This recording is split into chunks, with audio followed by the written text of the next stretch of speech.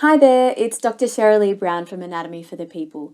In this video, I'm going to be talking about the muscles of facial expression, and I'll be covering origins and insertions, nerve supply, and actions. Okay, so we know that the facial nerve will supply all the muscles of facial expression, and it does that via the parotid plexus. So as the facial nerve enters into the parotid gland, turns into the parotid plexus, and then the parotid plexus gives off 6 branches. So only 5 of those branches will actually supply muscles of facial expression, but those 6 branches are the posterior auricular. And so this is the one that doesn't supply any facial muscles, but it does supply muscles on the head. Then we have the temporal.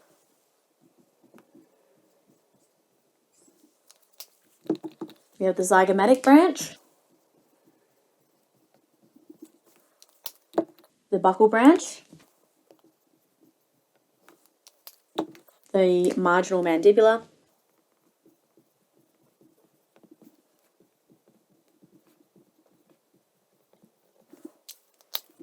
and the cervical branch.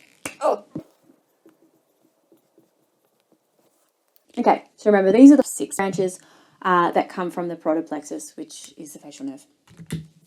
So I've color-coded these, so when I draw the muscles on this creepy face, then you can link it up with the nerves that supply it. Okay, so let's start with temporal. So remember I said nothing is supplied by posterior auricular when we're talking about muscles of facial expression.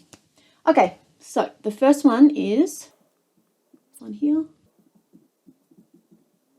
And this is Occipitofrontalis, specifically the frontal belly. So that's going to be all in your forehead.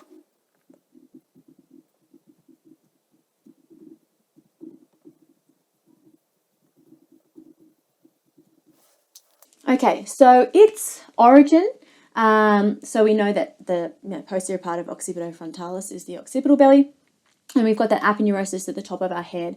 So the origin is going to be the epicranial aponeurosis, and then it's going to insert down at the skin and the subcutaneous tissue of the forehead and of the eyebrows. So as we contract it, we are pulling towards the origin. So we are lifting the eyebrows up, causing the wrinkles in that forehead skin, pulling it like that. Okay, so that is your occipitofrontalis, supplied by temporal. So the next one that's supplied by temporal is this one that's in here. So this is deeper than occipitofrontalis. And so this one here is your corrugator supercilii.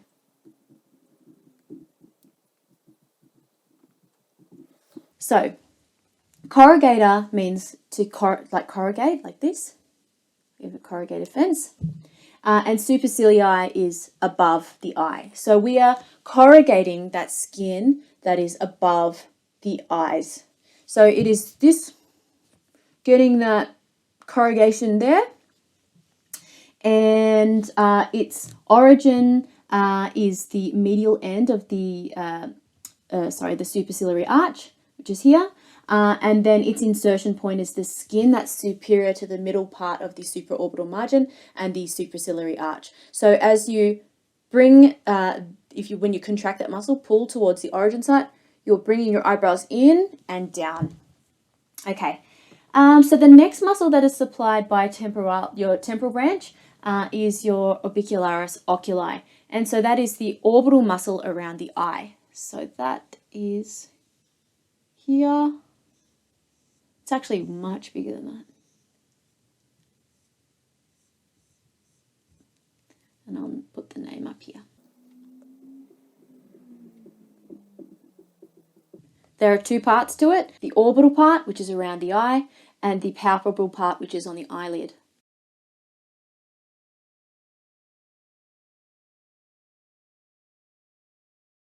Okay, so the orbital part, the big part, is involved in, force shutting your eyes.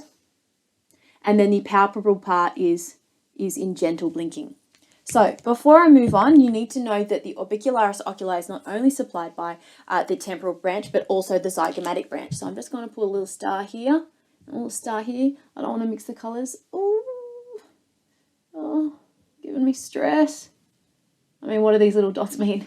Anyway, so you need to know that Orbicularis Oculi has dual innervation.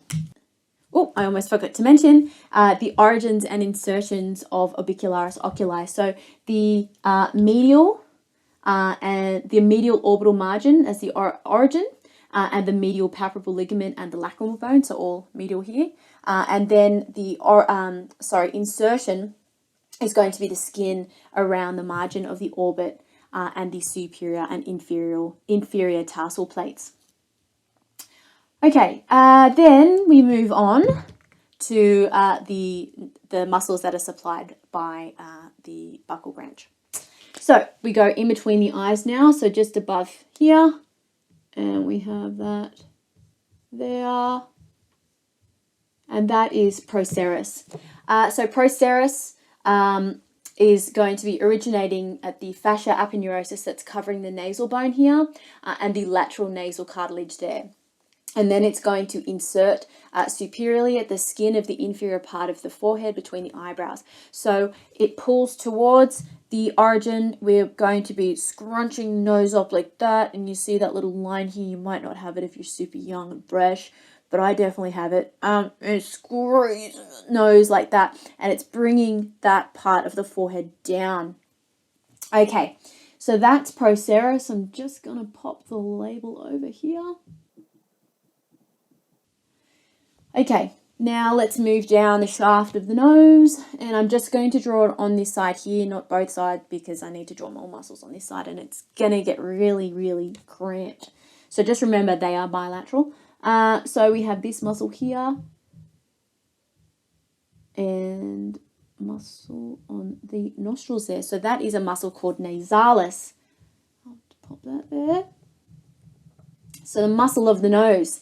So there are two parts. We have the transverse part, which is on the dorsum of the nose, and then the part that is on the nostrils, and that would be the alar part. So the origin of the transverse part of nasalis will be the maxilla, so superior lateral to the incisive fossa, and the insertion point will actually be on the dorsum of the nose via the aponeurosis that is in between the two sides of the transverse parts of nasalis. The alar part, which is on the nostril, is going to have its origins on the frontal process of maxilla, and then it's going to insert into the skin of the alar. So as the transverse part is contracted, we are pulling towards the origin site. So we're actually you slim the nose down. So it compresses the nose like that. And you can see at the same time we're kind of activating the alar parts as well, which you can see slims the nose but then flares the nostrils out. Okay. All right. So moving on, we have the Depressor septi nasi. And so you can see with all of the names of these facial muscles, it's actually quite logical. You can break them down and you can figure out what it is, where it's going, or what it's doing based on its name. So, you know, there are a lot of muscles in the body that the names are like, what? But these all really make sense. So thank you for those people who named them originally. We appreciate that. Okay, so this is Depressor septi nasi. So I'll just pop that over to the side.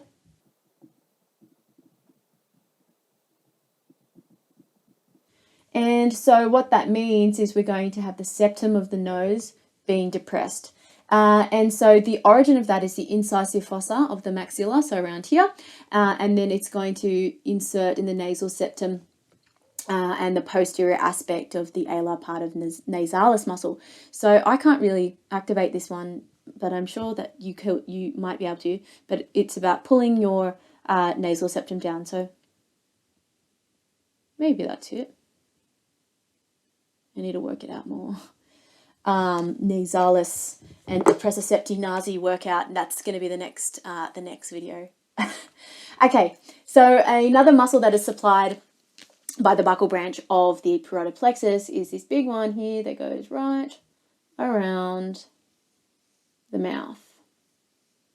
And this muscle has become very famous since the beginning of selfies and duck face. And so this is your Orbicularis oris, so the orbital muscle, the round muscle of the mouth. I'm going to pop it down here because I know we're going to get a little bit cramped. And we're going to need all the space we can get. So this is Orbicularis oris.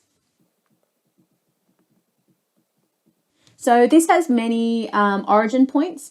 So we have the medial maxilla, we have the medial part of the mandible, and the deep surface of the perioral skin, so the skin around the mouth. And then also the modiolus, which is around here. So the modiolus is just the angle of the mouth, and we have a lot of muscles that are going to be inserting there. And if you're lucky, you might have a little dimple there to prove to everyone that you are superior. I don't have them. I'm not jealous, obviously. And okay, so the insertion point for Orbicularis oris is the mucous membrane of the lips. Okie dokie. So now let's move over here to the muscles that are going to be kind of lifting up the lip, involved in kind of big smiling and things like that. So this one here goes down to the side of the nose, but then also sends some fibers down to the lip. And I'm going to draw 5 muscles and then I'm going to talk through them because it's going to be really quite messy. So I'll just draw this one here. We have another one here. Another one here. Another one here.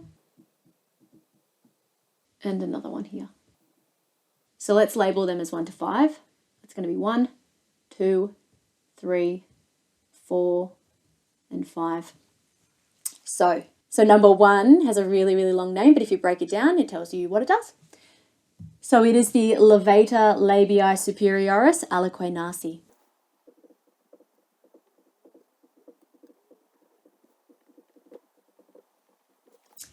And just as the name suggests, look at what it does. So if you break it down, levator, it's going to lift the lip, labii, from the top.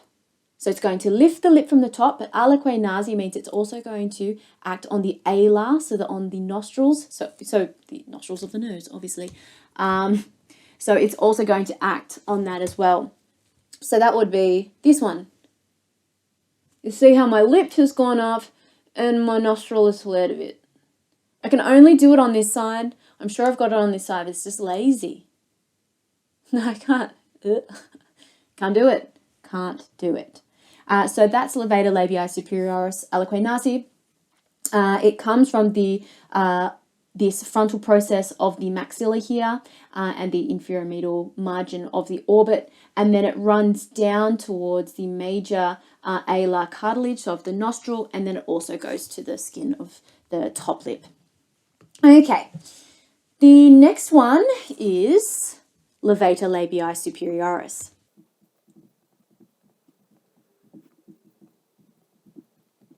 Basically the same name, just without the aliquae nasi. So that is going to be doing the same. So as I'm doing this, I can't do it on that side. It's like I'm paralyzed on that side. That is bringing the lip up like that. It's lifting the lip from the top. It's lifting that superior lip. Okay, so where it comes from, the infraorbital margin, okay, of the maxilla, and then goes to the skin of the upper lip. Then number 3 is your zygomaticus minor. And the zygomaticus minor, so that's 3 there, comes from the anterior aspect of the zygomatic bone and goes down to the skin of the upper lip. So again, you know, these are all muscles that are involved in like really bringing the sides of your mouth up and smiling and all of that. And then we've got number 4, which is zygomaticus major. And again, another muscle of kind of bringing the sides of your mouth up. And so that comes from the lateral aspect of the zygomatic bone and then goes down to the angle of the mouth, which is the modiolus. Okay, and then the 5th one, can't forget that one, which is coming out to the side, that is risorius. And risorius, it actually means ridiculous or laughter, but it's actually pulling the mouth out laterally. So yes, it's involved in smiling, but if you tried to activate it on its own, it's just like this. That to me doesn't show laughing. That's creepy to me. So I used it then naturally. So Risorius, it comes from the parotid fascia and the buccal skin, but that's very variable in lots of different people. And then it's going to insert into the modiolus again, so that dimple point. All right, so they're the 5 here. So now if we move to the other side and we need to go deeper, and there is another muscle which is around here. Oh, it's going to get really messy with these lines, but it's this here like that. This is your Levator Anguliurus.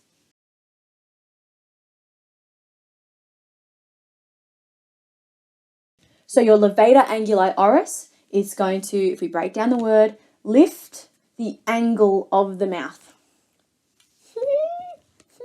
So I'm activating all of these ones, so it's really hard to do them on their own. I don't think anyone could. So the Levator Anguliurus comes from the infraorbital maxilla, and then it goes down to the modiolus, again, that dimple point. And then deeper again to make this picture even more complex. Ooh, where am I going to put it? Let's do it let's do it here, and I'm going to do it as a dotted line so it doesn't get too messy, but you're going to have this big chunky muscle deep in here. Okay, and the fibers are running in this direction, right? So, well, actually, yeah, they're running in this kind of transverse plane. So I'm just going to do a little line here, and that's buccinator.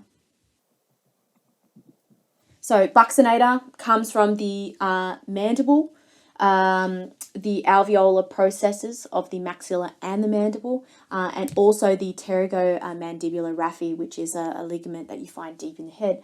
And then it's running towards the front, towards the modiolus, and also running into Orbicularis Oris. So I don't like the dots, okay? It's getting really confusing, but if you watch this from the beginning, it shouldn't be too confusing.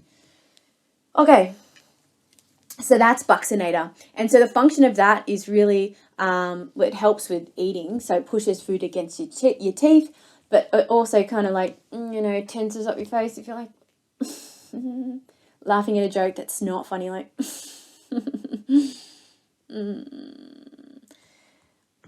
okay, which you may have just done then as well. Okay, now let's move on to the muscles that are supplied by the marginal mandibular. And there's only 3, thank goodness. Oh, buccal has just taken them all. So here we have this one here, it runs down like this. And so this is the Depressor Angularis. Where on earth will I write that? I don't even know. Here. Getting real cramped.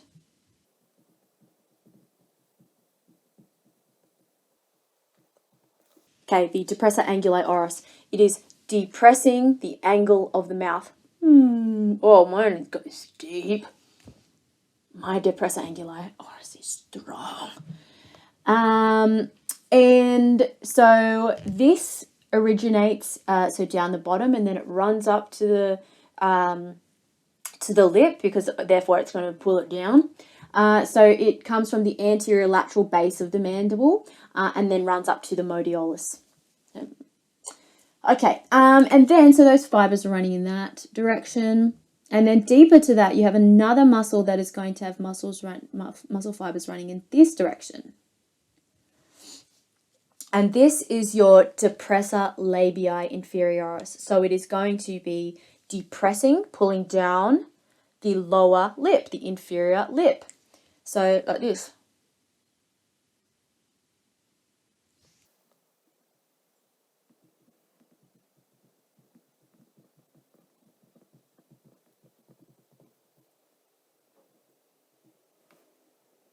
Yes, it looks like I've misspelled that, but that's I-O, okay? That's just the fat pens. Just don't judge. So the Depressor Labia inferioris is going to originate there's a muscle that covers the neck called platysma, and I'll talk about that. So it originates from platysma, but then also that anterior lateral body of the mandible, so similar to the Depressor Angularis, and then it's going to run up to the skin of the lower lip to pull it down, like that. And then lastly, how are we going to fit this in? We probably can't. So I'll do it on the other side. So remember, these are bilateral. It's going to be running in this direction. Okay, but it's deep to the Depressor Labia Inferioris. So it'd be like this, in there, but I'll just do it on this side. And so this is Mentalis. Goodness gracious me, that is cramped. So that's Mentalis, okay? So it's on that mental part of your chin. And so it comes from the body of the mandible, and it's going to run to the skin of the chin. So you can see the skin all like turns into like this lumpy little brain, little meatball. That is Mentalis tensing up that skin too. Anyway, so that's enough of me pulling faces at you. So lastly, we have platysma. And platysma, I'm trying to draw it on this, scares me. So I might just explain it to you. So platysma is going to be running down, actually running up your neck, covering the whole neck. And to activate that, you just go like this. See that? Ooh, not a good look. So we would have parts of platysma, which is supplied by the cervical branches. So it's going to be like coming over the edges of the chin like that, and then kind of running down the neck. And if I draw it, it's just going to go everywhere. But I'll just do it like that. Okay. Let's just make it really messy. We're at the end. Let's just live a little. Supplied by the cervical branches, as I said, it comes from the subcutaneous tissue of the infraclavicular and supraclavicular regions, and then it runs up to the base of the mandible skin, and then it goes to the skin of the cheek, and the lower lip, and the modiolus and orbicularis oris, so kind of like that.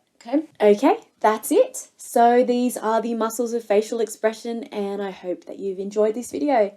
See you next time. Bye.